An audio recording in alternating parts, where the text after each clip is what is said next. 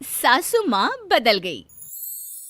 कहानी उस घर की है जहाँ बहू और बेटी को एक माना जाता था, लेकिन फिर अरे शिखा बेटा, तू रसोई में क्यों घुसी रहती है? जा, रोटी मैं बना लूंगी। नहीं नहीं माँ जी, आप बैठिए, बस सारा खाना बन ही गया है। श्वेता को बोल देती हूँ, वो खाना लगा देगी सबका। सॉरी भाभी, मेरे पास वक्त नहीं है।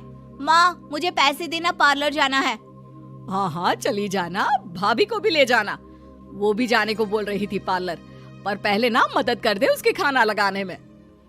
देख माँ, वो बहू है, उसे बहू रहने देना, इतना सर पर मत चढ़ा भाभी को। श्वेता, ज्यादा मत बोला कर। बहू और बेटी में कोई फर्क नहीं होता है। जा जाकर काम कर। ननद को माँ का भाभी से इस तरह प्यार करना बिल्कुल अच्छा नहीं लगता। वो बार बार किसी न किसी तरह माँ को भाभी के खिलाफ भड़काती रहती, लेकिन कोई फायदा ना होता। एक रोज, अरे बेटे किशन, जा बहू को कहीं घुमा कर ला, सारा दिन घर में काम करती रहती है। हाँ हाँ माँ, हम लोग जा रहे हैं ना गोवा। अच्छा जी, भाभी ने तो हमें बताया भी नहीं। वैसे तो सारी पंचायत करती है, ये गोवा वाली बात क्यों छुपा गई हमसे? अरे क्योंकि उसे खुद नहीं पता था बहन। मुझे टिकट सस्ती मिल रही थी तो मैंने बुक कर दिया। हाँ शिखा, पैकिंग कर ले, संडे हम जा रहे हैं गोवा। दोपहर में शिखा पैकिंग कर रही थी कि सास आ जाती है। ये क्या बहू, साड़ियाँ? अरे गोवा जा रही है घूमने या फिर शादी में मायके हैं? माँ जी, ऐसा कुछ है ही नहीं, समझ में नहीं आ रहा क्या रखूं कपड़े में। अरे तेरी और श्वेता की साइज तो एक ही है, उसके कुछ मॉडर्न कपड़े ले ले, आकर लौटा देना। हाँ माँ जी, ये ठीक रहेगा। शिखा श्वेता के पास जाती है और उससे कपड़े मांगती है। ना जी ना, मैं अपने कपड़े ना दूं, वैसे भी फैल जाएंगे मेरे कपड़े, बहुत महंगे वाले हैं। शिखा मुंह लटकाकर कमरे में आ जाती है तो सास कहती है, चल तैयार हो जा, तुझे मैं शॉपिंग करा कर लाती हूँ गोवा की। बस फिर क्या था, सास बहू निकल जाते हैं मार्केट और एक से बढ़कर एक ड्रेस खरीद कर घर आते हैं। पहले बता देती कि नए कपड़े दिलाने वाली है भाभी को, तो मैं अपने ही दे देती ना भाभी को, मुझे दिला देती नए कपड़े। देख श्वेता, परिवार का मतलब सबके साथ रहना होता है, ना कि सिर्फ अपना सोचना। वैसे भी तुझे अच्छे संस्कार सीखने चाहिए। और रही बात कपड़ों की, तो शिखा, आज से घर पर भी तू मॉडर्न कपड़े ही पहनेगी। कोई जरूरत नहीं है ये साड़ी वाड़ी लपेटने की। अब क्या था, घर पर श्वेता और शिखा एक जैसे रहते। एक बार पड़ोसन आती है। अरे बेटा, अपनी माँ को तो बुलाना, जरा बात करनी है। शिखा सास को बताती है और रसोई में चली जाती है।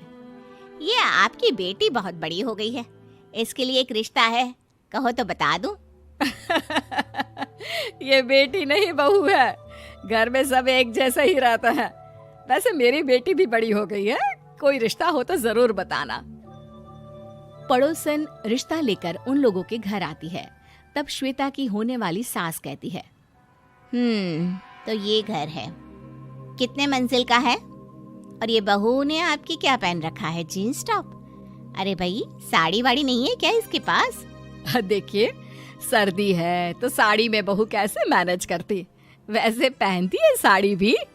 देखिए, हम लोग ठहरे पैसे वाले लोग, कोई कमी नहीं है हम लोगों के पास पैसों की, बहुत पैसे हैं, जमीन, नौकर चाकर, कार, सब कुछ है, लेकिन घर में संस्कारी बहू चाहिए। समझ रही हैं ना आप? सास कुछ कहती कि श्वेता बोल पड़ती है, हाय रे, नौकर चाकर से लेकर जमीन, कार, पैसा, हाँ हाँ, मुझे रिश्ता मंजूर है, मंजूर है मुझे। अरे रुक जा श्वेता, मैं बात कर रही हूँ ना। देखिए, हम लोगों के घर इतनी आजादी नहीं मिलेगी। अरे हाँ कर देना माँ, हाँ कर दे जल्दी से। सास क्या करती, बेटी की शादी ऐसे घर में कर देती है जहाँ ना उनके विचार मिलते हैं और ना ही आचार। शादी के बाद एक रोज फोन पर, श्वेता बेटा, एक बार घर आ जा, बहुत दिल करता है तुझे देखने का। माँ, वो घर पर बहुत काम होता है, कैसे आऊँ?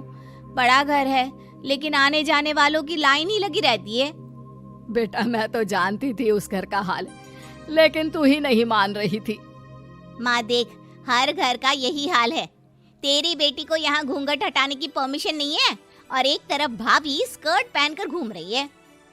बेटा मुझे क्या पता था कि मेरी बेटी को ससुराल के नाम पर पिंजरा मिल जाएगा। अच्छा माँ, फोन रखती हूँ, सास को गर्मा गर्म रोटी खिलानी है। तुम लोगों की तरह नहीं कि एक रोटी बनाओ, एक सब्जी बनाओ, फिर सारा दिन फ्री होकर घूमो।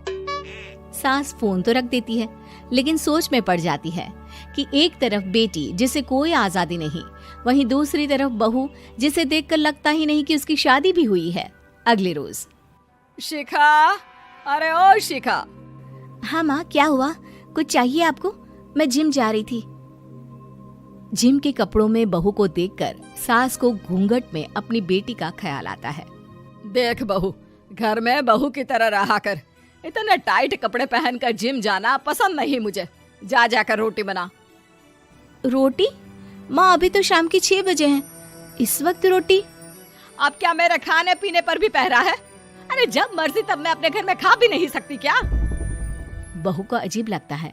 वो समझ नहीं पाती कि जो सास कल तक इतनी सपोर्टिव थी, उन्हें अचानक से क्या हो गया।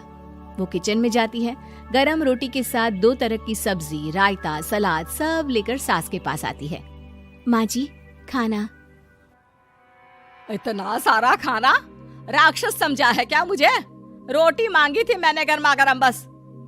पर माँ जी, रोटी खाती किससे आप? सब्जी तो बनानी थी ना।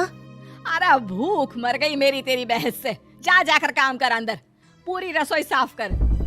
बहू अंदर चली जाती है। थोड़ी देर में श्वेता घर आती है। अरे शिखा जल्दी से चाय ला, पकवान बना, मेरी बेटी आई है। अरे नहीं नहीं माँ, ड्राइवर बाहर खड़ा है। मैं तो घर का कोई सामान खरीदने के बहाने यहाँ आ गई हूँ, मुझे जाना होगा। अरे बेटा, पर कितने दिनों बाद देख रही हूँ तुझे, रहने आ जाना 2-4 दिन के लिए। आ जाऊंगी माँ, जब मेरी सास मरेगी तब। मैं तो रोज मन्नत मानती हूँ कि मेरी सास मर जाए तो अच्छा है। अच्छा चल, जा रही हूँ माँ। हे भगवान, कैसे कैसे दिन देखने पड़ रहे हैं मेरी बेटी को। सास अंदर जाती है, जहाँ श्वेता की जिम वाली सहेली का फोन आया होता है। क्या बात है, आज जिम नहीं आई? अरे पता नहीं यार, आज माँ को क्या हो गया अचानक। पर खैर कोई नहीं, लगता नहीं कि मैं अब जिम आ पाऊंगी। शिखा स्पीकर पर बात कर रही थी, जिसे सास सुन रही थी। यार ये सास ना होती ही ऐसी है। मैं तो कहती हूँ बुढ़िया जल्दी मरे और तू आराम से जिए। शिखा को सहेली की बात पर गुस्सा आ जाता है। माँ के मरने की कौन सा बच्चा दुआ मांगता है मोहिनी? आगे से ऐसी बात मेरे सामने मत करना। हमारे घर की शोभा ही माँ है। क्या हुआ जो थोड़ी सख्ती दिखा रही है? उसमें भी कोई ना कोई उनकी भलाई ही होगी।